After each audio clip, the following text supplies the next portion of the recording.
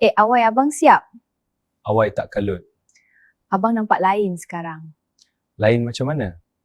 Dulu badan abang yang jalan dulu. Sekarang kepala abang yang jalan dulu. Dulu abang fikir kerja jaga keluarga. Rupanya jaga diri pun sebahagian dari jaga keluarga. Saya nampak usaha abang. Bukan usaha besar pun. Tapi konsisten tu yang penting kan? Kita tak boleh kawal semua benda. Tapi kita boleh kawal diri. Datuk, saya cadangkan kita gerakkan deadline 2 hari. Kenapa? Ada masalah ke? Kalau kita siapkan minggu ni boleh siap, tapi tak kemas. Kalau 2 hari, saya boleh polish betul-betul. Tapi Hafiz, klien kita nak cepat.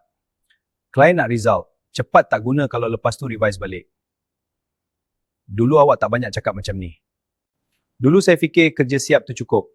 Sekarang saya fikir kerja elok itu lebih penting. Awak yakin boleh menjawab dengan klien? Saya yang akan explain. Baiklah, 2 hari je. Terima kasih.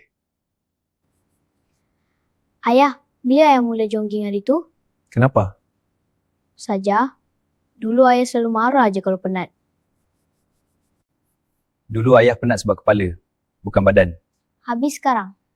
Sekarang badan penat sikit. Kepala dah tak serabut sangat.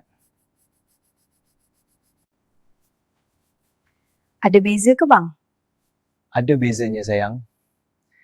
Bila kita jaga badan, rupanya emosi pun ikut tenang. Kalau ayah dah sihat, ayah tak marah-marah lagi lah kan? Yang tu susah sikit lah, janji. Dulu aku ingat kuat tu kerja tak berhenti. Rupanya kuat tu bila tahu bila perlu berhenti. Badan ni amanah. Dan aku dah lama guna tanpa fikir.